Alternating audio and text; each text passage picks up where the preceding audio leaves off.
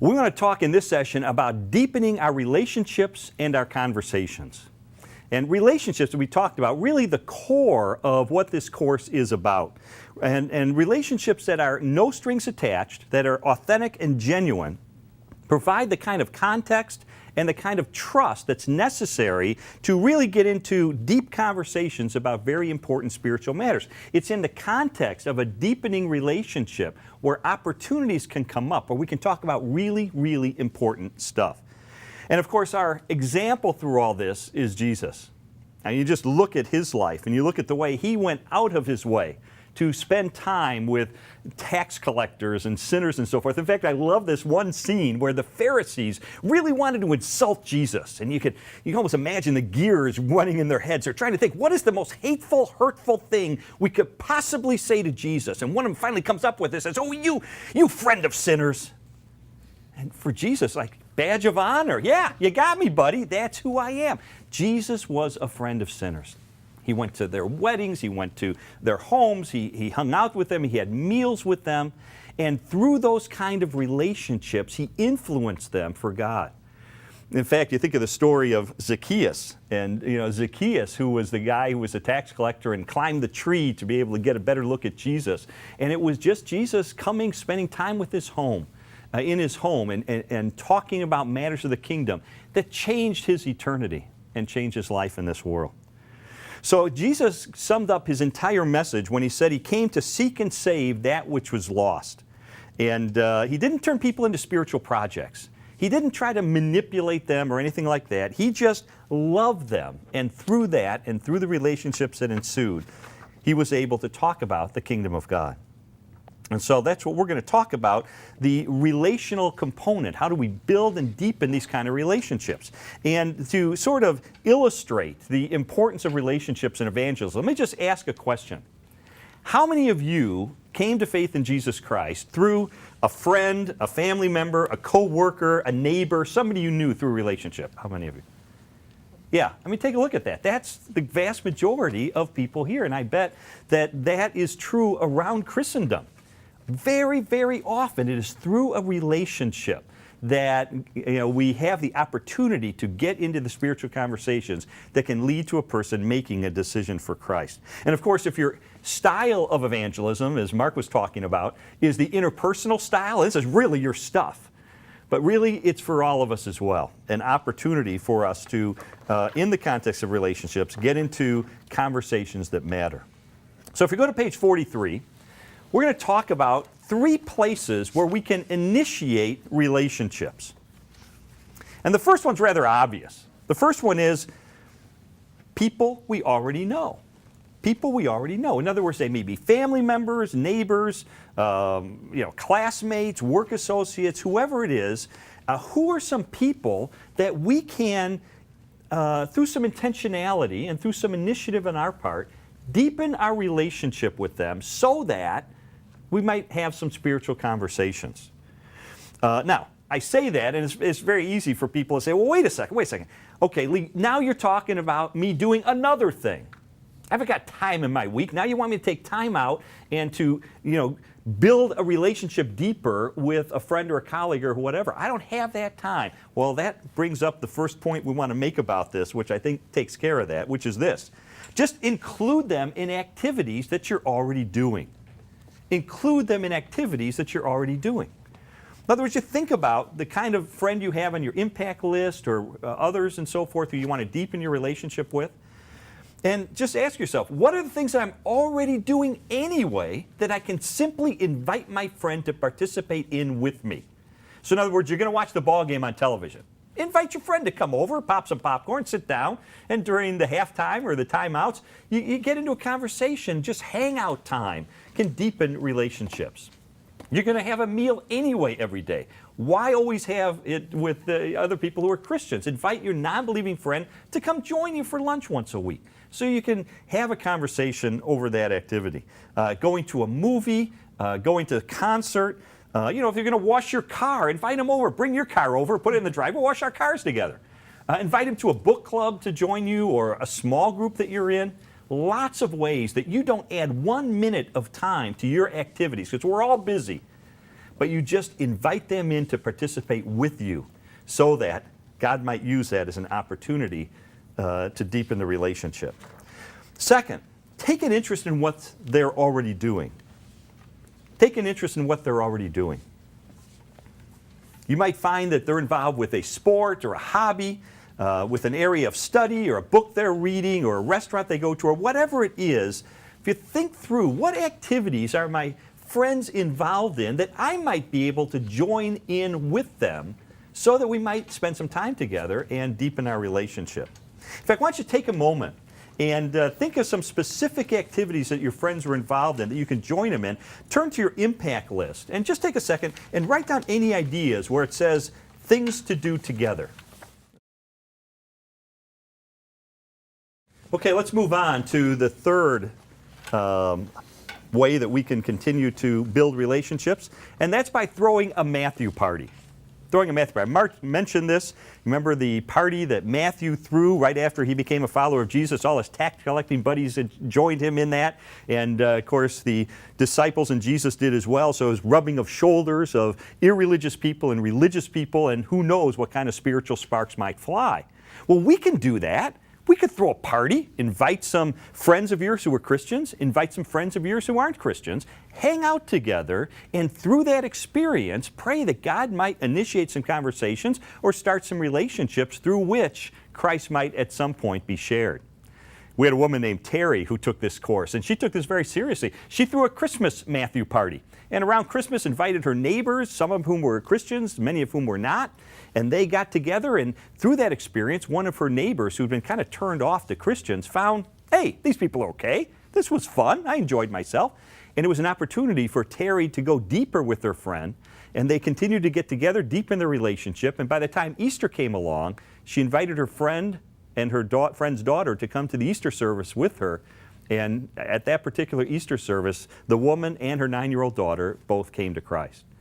And it all went back to a Matthew party. She just threw, it could be a big party, you could throw a block party, something like that, a concert, but I think the best ones are just a little dinner party that you throw in your home or just an open house that you really pray through and invite the right people into the room, and God might use that to create some opportunities. Then the next area is one, this is my favorite one to talk about. The next group that we want to talk about is people we used to know. People we used to know. Now think about this for a second. How many people have somebody in your life who you used to hang out with and you used to be friends with? You really like this person. You never had a fight, you never had a problem in your relationship, but they either moved away or for some reason you just kind of stopped hanging out together. How many of you have somebody like that in your life? Yeah, we all do. We all do. I've got that. We all do. And you know what? If we reinitiate contact with that person we haven't talked to for a while, you know what the beautiful thing about it is? You're going to ask them, what's been going on in your life? Man, I haven't talked to you in a long time. And they're going to tell you all about what's happened in their life. And then you know what's going to happen? They're going to turn to you. And they're going to say, what's going on in your life? And what an opportunity to say, well, you know, golly, my daughter had my first grandchild, and my son is studying at college. And by the way, you know, we've become very involved with our church because we've really found that our relationship with God has gone deeper and so forth. It's become very important to us. And there might be an opportunity through that to be able to get into a conversation either right then or later about the spiritual impact that God has had on your life. I remember calling a friend of mine who was my best buddy in college. He was a Muslim. And I hadn't seen him in a long time, and I always loved this guy. We just lost touch. He moved to a different city, so I called him up. He was kind of going through a tough time, and I said, let's get together. So we did. In fact, I picked him up in my car. We took a little impromptu vacation, just a driving trip, took several days together. And by the end of that, God opened up an opportunity for me to share Jesus with him. And by the time that week together ended, he had prayed to receive Jesus Christ. And it was just a guy who, golly, why not reconnect? I love this guy. We've all got somebody like that in our life. So let's turn to the prayer list in the back of our participants guide. Write down at least one more name to begin praying for. If God has brought to your mind right now the face of someone who you say, golly, good old Margaret, good old Jim. I haven't talked to them in so long. I'd love to reconnect. Just write down the name that maybe you should pray toward that end. Well, here's a practical suggestion that you can do this week. Find your friend. If you've lost track, you don't have their phone number, go to the internet where you can do kind of, phone number searches and so forth, or call others to try to find a way to connect with your friend. Give them a call and say, you know what, I just, your face came into my mind the other day, and I sure would like to connect and find out how you're doing. In fact, we had a woman who took this course, and as Mark and I talked about this particular thing, she said, I'm going to do that. And she went out and she called a friend from high school she hadn't seen in years. And her friend said, oh man, I can't believe you're calling me. I'm going through a really tough time. My husband's in the hospital. He's very sick. So the two women got together, and it's funny, when you get back together, your relationship often just kind of is so easy to go deep quickly because you kind of pick up where you left off almost. And they did, and the woman taking the course led her friend to Christ almost right away. And then both of them went to the hospital where the woman's husband was very ill, talked to him. He ended up praying to receive Jesus as his forgiver and as his leader. And then in just a few days, he died. So you think about that. I mean, here was somebody who just reached out to a name from the past, high school buddy. And God used that not just to lead her to Christ, but her husband right before he died. This can be very powerful. I hope you'll take it seriously. I hope you'll take the initiative to contact someone you used to know. And then lastly, there are people we'd like to know. People we'd like to know. These are people you see at a distance, you sense that there might be some potential for a friendship, or at least conversation that could go beyond just the superficial kind of level that we normally have. So this could be people that we see in the health clubs, or we see periodically in a coffee shop or a community organization or whatever it is. And so there might be some people there that we could add to our prayer list as well. People that we think we might have an opportunity to go deeper with. In fact, there's an idea related to this, and it's this. Go where people are, including repeatedly visiting the same restaurant or gas station or dry cleaners or so forth, to become a contagious consumer. What is a contagious consumer? A contagious consumer is someone who says, like Mark and I, I'll give you an example. Mark and I get together every week for lunch to talk about our ministry together and what's going on. We could pick a different restaurant every week and go to a different place, but you know what? We always go to the same restaurant. And now, you know what? We know the busboys, we know the cooks, we know the waitresses and the waiters, we know the hostess and so forth, and we're building really important relationships with them. And we believe that through that, God might use us to get into spiritual conversations. I have another friend. He always went to the same gas station to get his gas because he'd go at the same kind of time of week, at a certain time of day, knowing that the cashier who was there would be someone who could, over time, build a relationship with. So you think through, are there places that you can patronize as a customer on a repeated basis to have an opportunity to go deeper with that individual? And that's been a wonderful way to get to know. I know Mark, Bill Hybels, one of the co-authors of this course, used to stop at the same bakery every morning on the way to church, and he'd buy a muffin on the way in. Well, you do that enough for enough weeks in a row, you kind of get into a conversation with the guy who's selling the muffins. And sure enough, God opened up a window one time for him to be able to, for Bill to be able to invite that individual to come to Easter services at the church with him. So think about places you go that you might want to patronize on a repeated basis and be a contagious consumer. Well, Mark's now going to talk about the key points in relationships. Thanks, Lee. Let's go ahead and turn to page 44 in your participants' guides. And these are just some overarching points related to what Lee just talked about.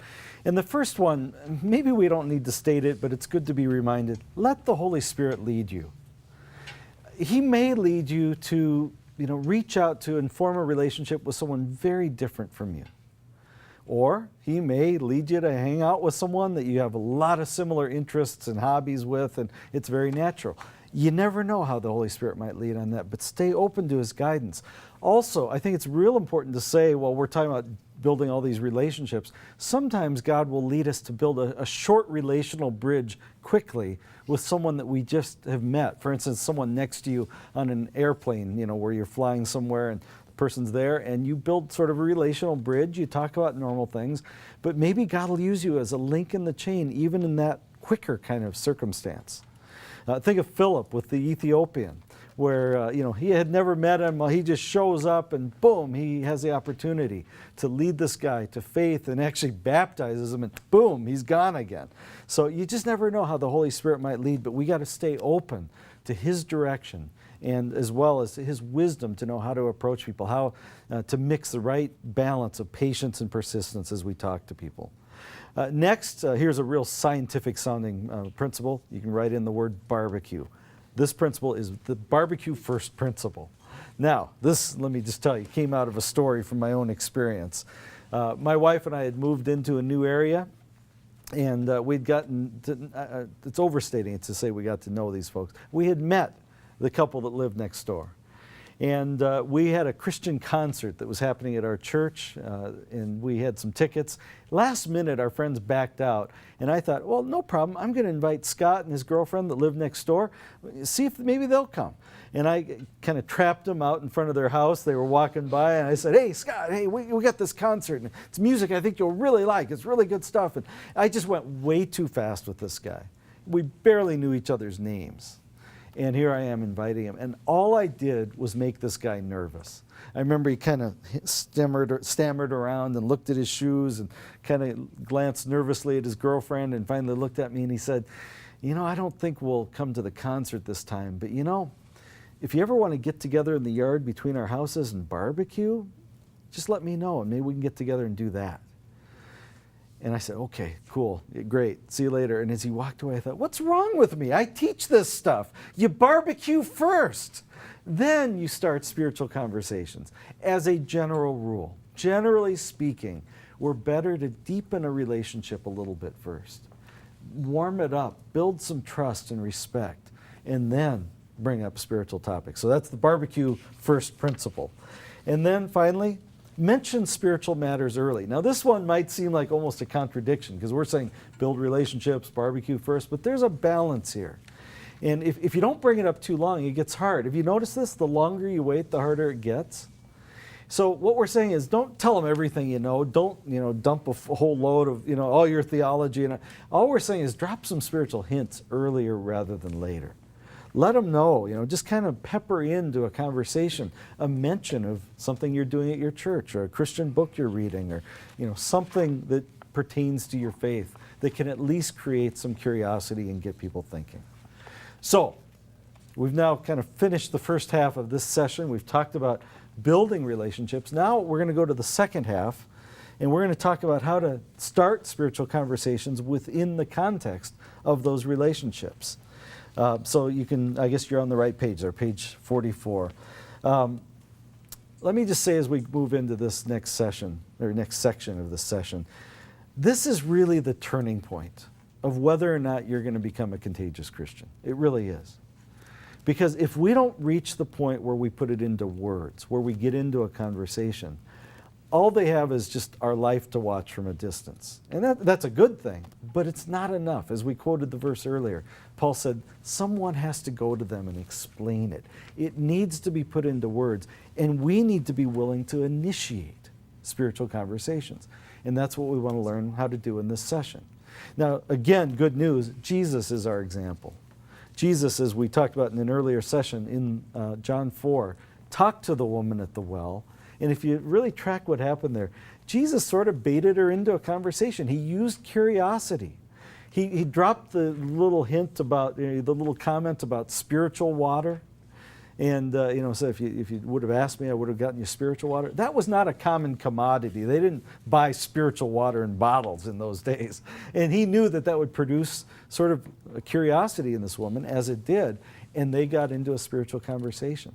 Well, that was great modeling, I think, from Jesus for what we need to do. And we just need to follow his example.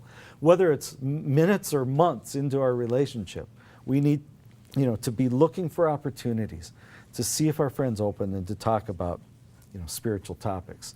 How do we do this? Well, let's look at 3 examples, 3 approaches that we can use. The first one we call bridging, and this is probably the most natural for most of us. Bridging turns the conversation by using the topic that you're already discussing as a bridge to a related spiritual topic. Again, Jesus with the woman at the well, they're talking about water. He bridges over to talking about spiritual water. Maybe you're, at a fitness club. You're talking about physical fitness. You bridge it over and mention spiritual fitness, right? You're in the neighborhood and someone's new to the neighborhood and they're talking about where to get the best coffee in the neighborhood and where to get the best muffins and where to buy groceries and where to get the cheapest gas and all that. Well, you can throw in that context, say, hey, and I can tell you where to find a good church. Now, you may find out they aren't really looking for a church, but that's all right. You're planting seeds of conversation. And it can lead to a real, they say, I'm not really looking for a church. And so you can say, well, neither was I, but this one found me, and man, I'm glad it did. And see, you're off and running. So you just kind of take what you're already talking about and then bring up something of a spiritual nature. It doesn't have to be real heavy, real deep, or real long. It's just a little suggestion and see if maybe they're open. Now, to see this, what we want to do is show you a drama vignette with two women who have known each other for some time. They volunteer together. One's name is Michelle. She's a Christian. The other is Terry. Terry knows that Michelle is a Christian, and they've talked a number of times, but we're going to watch and just take a little look at how Michelle uses this bridging approach to bring up a spiritual conversation.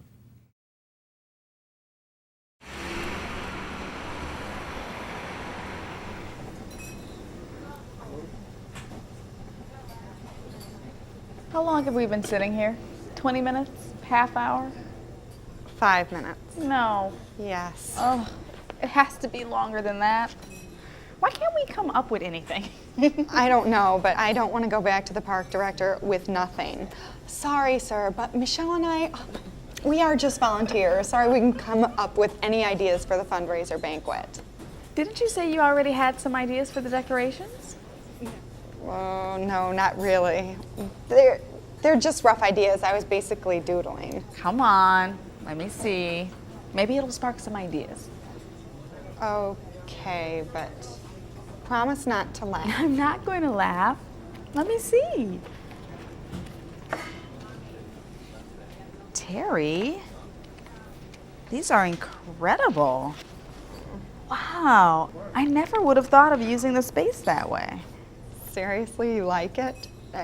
We don't have to use any of these ideas. I didn't think any of them were that good. Then again, that's how I usually feel. What do you mean?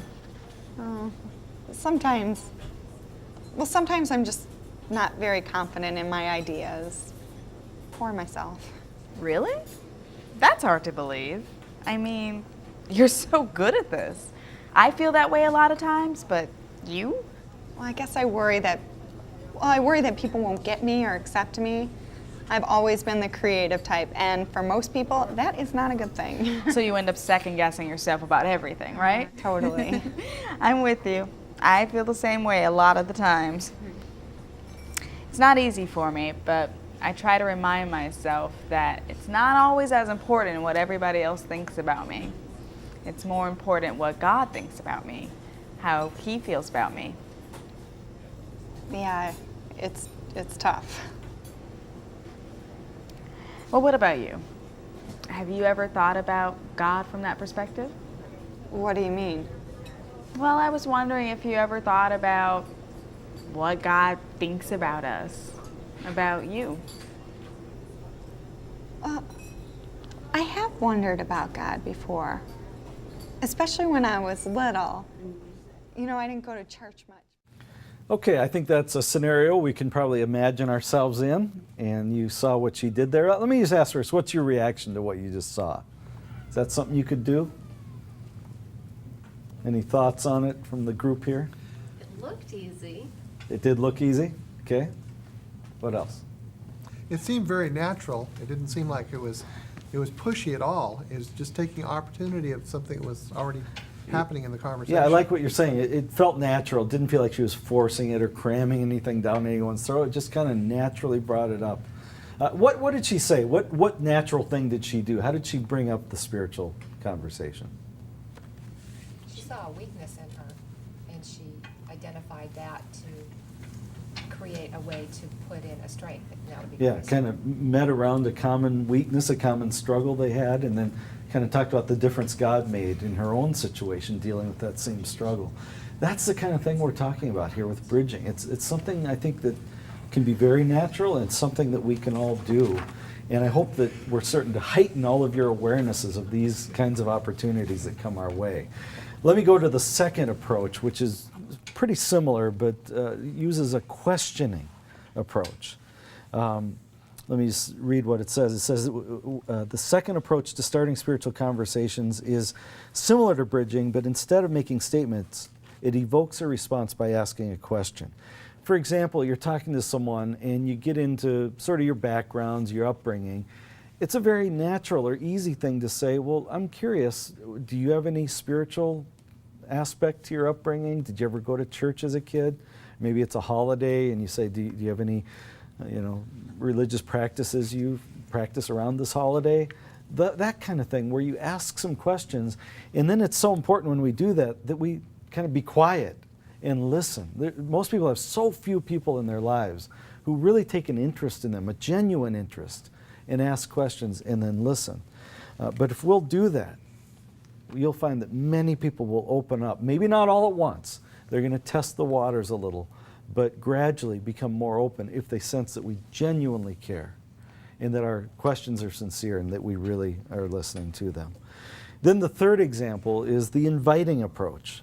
What this one does is turns a conversation towards spiritual topics by inviting the friend to some spiritually oriented event that we think they might relate to. And this is really relative to the person that you're talking to. You need to know them pretty well. And then you say, how about this? Would you like to come? Now, those of you with the invitational style, this is your baby right here. But this is something we all can do. You're talking about music, for example. You find out what kind of music they like. Well, then next time a concert's going to be in town or some event that you think would relate to their tastes, you invite them to that. Well, here's what's going to happen.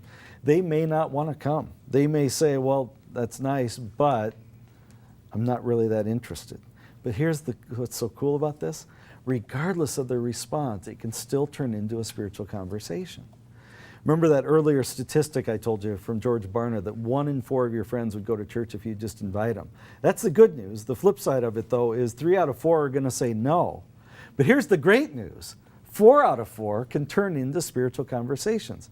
Go back to the example. You invite them to this great Christian concert, and they say, I would come if it was just the kind of music you're talking about and not Christian, but I'm really not into that. That's not a failure. All you have to do then is say, really, why? What's turned you off to Christianity? Well, when I was a kid, rah, rah, rah, and off they go. And what are you having at this point? A spiritual conversation. And that's the goal. The goal isn't to get them to agree with us right away. The goal is just to get to the point where we're really talking about it. We're discussing the topics. And if they're angry about it or they have issues, let's hear what it is. Let's get it going. Let's talk about it. Now, to see what this inviting approach can look like, we're going to watch another DVD drama. And this one, we're going to meet 2 guys named Charlie and Tom. Charlie is a Christian. Tom is his next door neighbor. And they have been getting to know each other a little bit, and they have this little dialogue, and an invitation turns into a spiritual conversation. Take a look at this.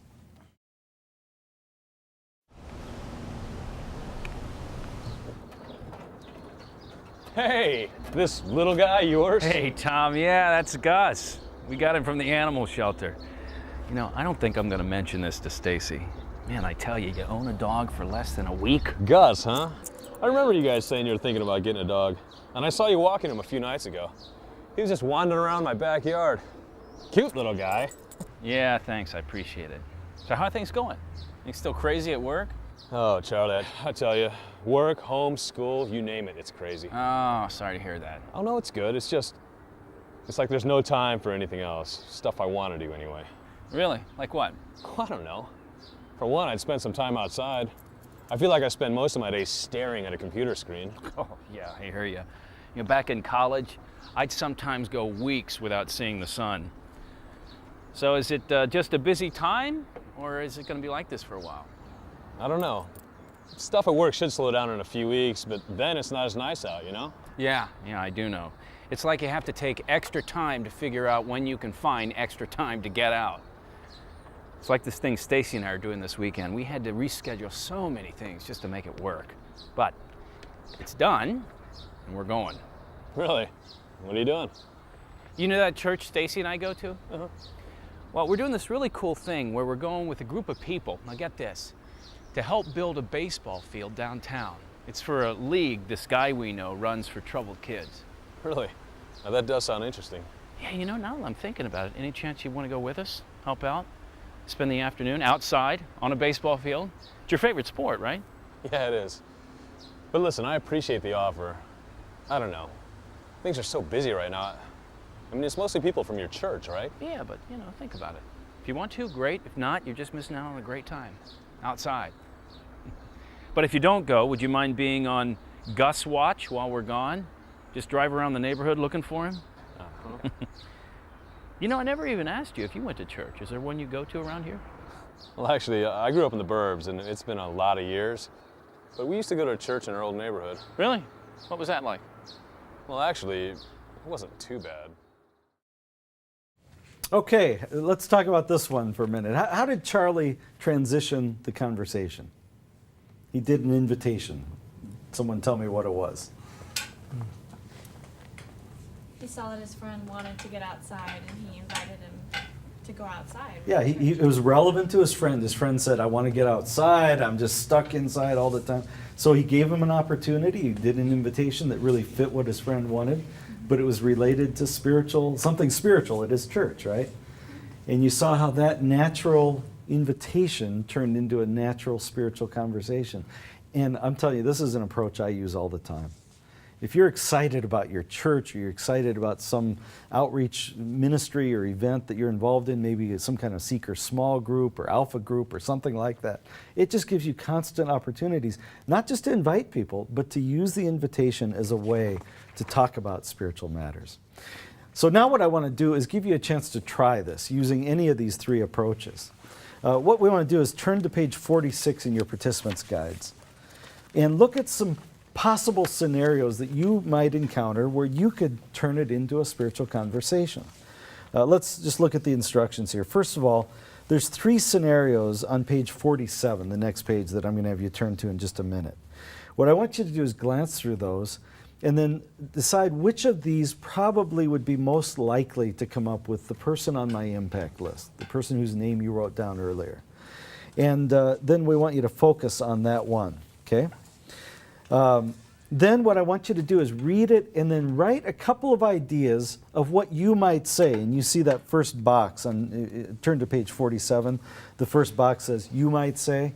Let's try to be realistic and put down some things you actually could imagine yourself saying related to that scenario to bring up spiritual topics.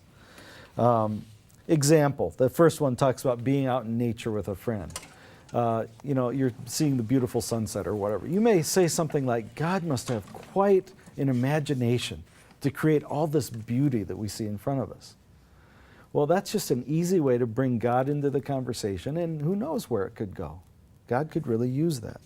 So we'll just have you write down what you might say, and then in a few minutes after you've written some things down for one of the scenarios, we'll collect some ideas, hopefully from all 3. Hopefully you'll each pick different ones. So go ahead and do that. I'll give you 2 or 3 minutes to write down some ideas.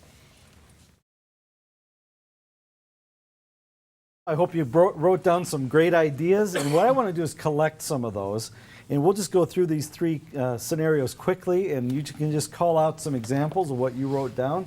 And what I'd encourage you to do as you hear other people's ideas on each of these, write them under that column on the right on page 47 where it says other ideas. So you can collect some things you could say, okay? So let's go to the first one where you're out in nature talking to a friend, notice the beauty and so on. Let's hear a few ideas of what some of you might say to start a spiritual conversation. So you're walking with your friend, you see this gorgeous sunset, and you say, if I've ever doubted the existence of God, all I've had to do is just look at the sunset and see how it's like a piece of fine art painted by God. Okay, great. You point to the sunset and just say, boy, that fine art that God did lets me know God really is real and really exists. That's great. Someone else have one? Out on the beach, you can really appreciate this time with God and nature. Okay, sounds like a Californian here. Out on the beach, you can really appreciate this time with God and nature. Good, it's just a natural thing. One more? Yes. I identified with my niece and God, you know, all these things are with the earth and everything are creation, but I would go directly to what her heart is the most, and that's her child, and relate on creation and how she could see him in her and how he created her. So see how God's wisdom was seen in the creation of her beautiful child. That's great. A lot of people may feel comfortable with something like, it's hard for me to believe this all happened by chance. There must be a creator. Or the example that was written there, the sample where I mentioned earlier, it talks about God's imagination. I used that once with a guy. I was hiking up in the mountains, in the Rocky Mountains, and I met a guy. And I used that one, just brought it up, and he said, well, I don't believe in God, so I don't think that makes any sense. And I just said, well, that's great. Why don't you believe in God? And he started telling me for about the next 90 minutes, and then for about the next 2 hours after that, I got to respond to him. And it turned into a multi-hour conversation just with this little comment. So you never know how these can be used. Let's go to the second example.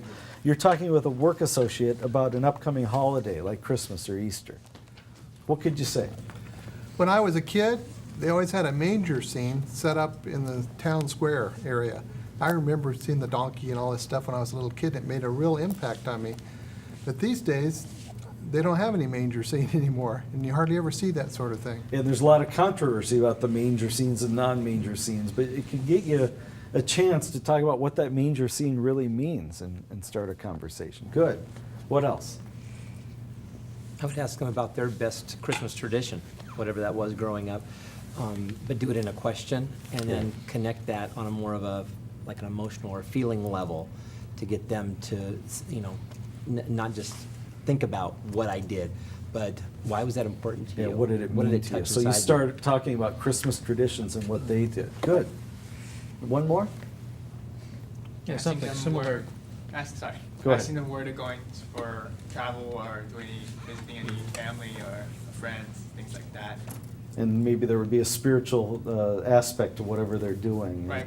So go into their tradition and people how they grow up and what kind of stuff they do. Good. One more here? Yeah, just something simple. How do you celebrate Christmas? Yeah, how do you celebrate this holiday? What does it mean to you? What does it mean to you? Yeah, and I like to ask them, do you ever really think about what it's supposed to mean?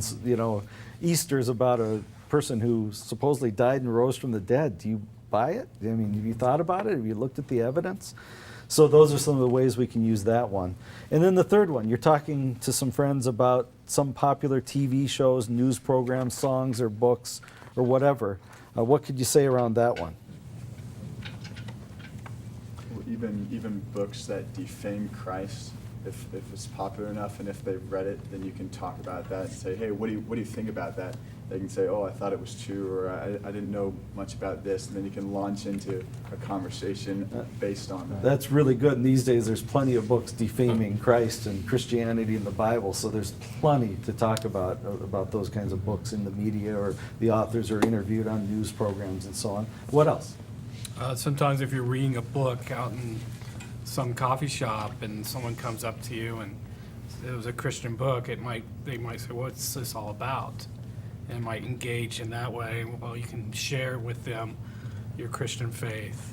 Yeah, that's great. Yeah, you have a Christian book you're reading, people see it and they get curious, and that can turn into a conversation. Great. One more? Around holiday or music or... Well, you might comment about television and say, gee, the programming just seems so full of sex and violence these days. It wasn't that way years ago. What do you think of that? Yeah, what's happening in our culture and what's changing in our morality and so on. That's great. Movies are another great way too, because Yeah. a lot of times the themes are so universal, and you can help them. You can evoke a real positive theme out of whatever movie you watch, that a struggle of life that movies show. And say why was that meaningful to you? Yeah, spiritual implications in those movies, and more there's some good Christian movies that are making it onto the screens that give us other great opportunities as well. These are great examples, and I just want to encourage you, God can use those. Like my example with the guy in the mountains that turned into this long conversation. If we'll just have the courage to drop those ideas out there. Let's turn to page 48 in the participants guide. What we want to do is just do another quick, we want to keep going back to this impact list, because that's where we're trying to centralize what we're learning and put it into action. And what I want you to do is just go there And based on the transition statements you just wrote down or heard, go to your impact list and where it says possible transition statements, just write down one or two of those that you say, I think I could use this to bring up a spiritual conversation with the person on my impact list. And this is not, I want to emphasize this is not to become mechanical or force some line on someone, but it's to get you to think about it. It's just to get you to start preparing and finding some possible ways that might feel natural when the moment comes and you have a chance to bring something up. So go ahead and do that and just write down anything that you think you could use. Okay, now what I'd like to have you do is turn back to page 49 on your participants' guides. And what I want to do is just close this session with some overarching points, some tips really, for how we can deal with spiritual conversation, kind of some do's and don'ts.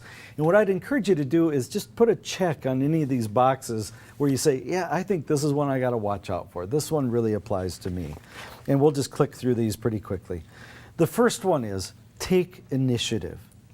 Too often we wait for others to initiate spiritual conversations, and we need to be willing to take the lead. This is just too important to wait to see if it ever comes up. And I don't know about you, but there's been people I've been around for years, and maybe they know I'm a Christian and see the difference, but they don't bring it up. So we need to be willing to initiate spiritual conversations and really be looking and praying for opportunities to do so. Second, overarching key point here, talk to people one-on-one. Just in general, we're going to get a lot further and get a lot more responsiveness from them if we'll talk to them individually. This thing called peer pressure that we often think is kind of a teenage phenomenon, it's a human phenomenon. And adults struggle with it, I think, every bit as much as students, because they don't want to look bad or look like they're into something that they don't think their friends would want to be into and so forth. And so, I think it's important for us to realize there's a dynamic going against people being open, and if we get them alone, they're much more likely to open up with us. Third, enter into dialogue, not monologue. People are willing to talk with us, but they don't want to be talked at, right? So don't go in with a little pre-prepared speech for people. Go in ready. Go in, able to bring up a spiritual conversation like we just discussed, but make it interactive. Make it, a dialogue. Just listen to them. The Bible talks about how we need to be quick to listen and slow to speak. And so I think we can bring it up, but then sit back and let the Holy Spirit work and just see if there's interest there. And, just go naturally with it. Fourth, be ready to present truth in doses. Some of us, and I think I've been guilty of this, what I'm about to say, some of us, we're nervous about it, and we're kind of hoping for an opportunity, and the door finally opens, and we go, this is it. I got to tell them everything I know. I'm going to dump the whole load. For the next 90 minutes, we tell them everything. We tell them our testimony. We tell them every Bible verse we ever memorized. And at the end of the 90 minutes, they're ready to run. I mean, they get back to the office or at school, and they say, watch out for so-and-so. If you ever give a crack in the door, they're going to run with it. You don't want to go there. And so we don't want to have that response. What we want to do is be able to give just a little bit of truth. And say a little, it's like penicillin. You don't take the whole bottle at once, right? You take a pill at a time over a period of time.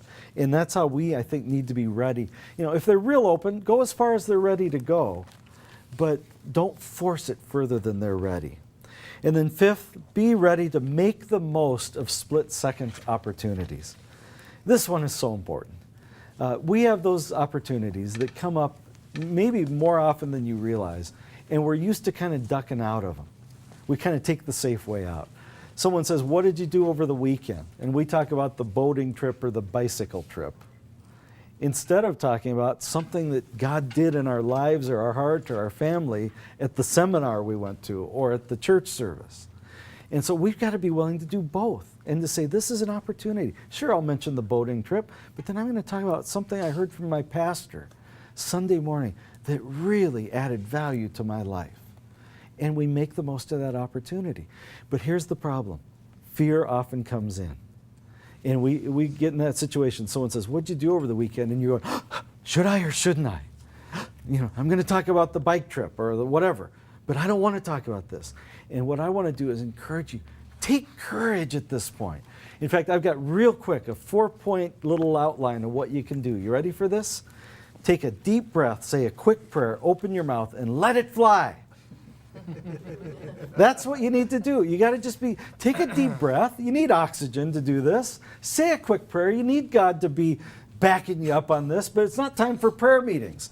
Just quickly say, God, help me as I do this. Open your mouth. Why? Well, it's easier to understand. And then let it fly. Before you have a chance to talk yourself out of it, before you have a chance to get nervous, let it go. Take the risky way in on that split-second opportunity that God opened up for you. And watch how God can work. Watch what he can turn that into. Well, friends, this has been a very important and very full session as we've talked about how to build relationships with people we're trying to reach and how to start spiritual conversations with them. I hope you'll look for opportunities to put these things into play, and we'll see you at the next session. We're going to talk about how we can tell our stories in natural ways and in plain English.